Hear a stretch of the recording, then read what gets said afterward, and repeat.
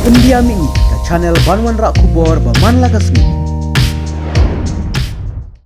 Ka Shillong Press Club, habapan rem jur kelapan pawi ka jing sengusi jur, bat jing bitar, halor ka jing kentho, bat keno baklem nungrem da unong yalam, ka Voice of the People Party, VPP, uba ardan M, basau yamoj MLA ka nongkrem constituency, persya ikilat patai kubor ka jelah.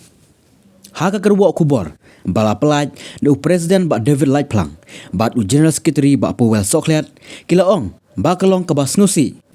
ba kum uwe na kinong yalam, balai balwanra ikajing keno ki baklem nong riam persya ikilat patai kubor baki wanra ik kubor ki bom shisha bat kham tam lele ka jingkren ben ki nong tok kubor ka jela bat ki de ki belasya pengop haki kubor balasiu pisah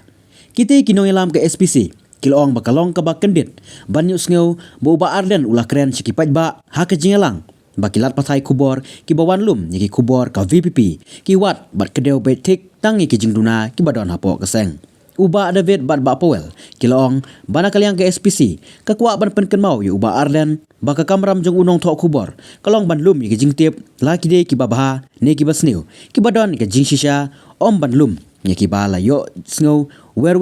na ki khana nang ne nang tai shu ke SPC kakwa bo uba Arden un kren shai hakto ka VPP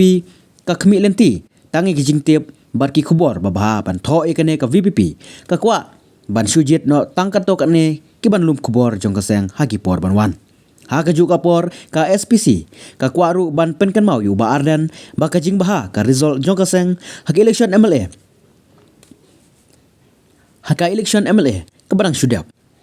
kale dru syaga jingla jong kilat batai kubor ban ai ki kubor hakino kino kirensan bagayang kumta hato kane kamut babaro kita kilat patai kubor ki balalai lum kubor jong ka VPP hakito ki por election kidei ki balayo jingseu lane sya penbit hakwi pat ki rukom namar kata ke SPC kadawa badai ban ai ya ka kerteng jong kitu ginong tok kubor ki bala sya keno le silyang bat kiwe ki jing keno namar ka jing keno kelum ni kilat patai kubor baro kalong persya ya ka kam syakrihok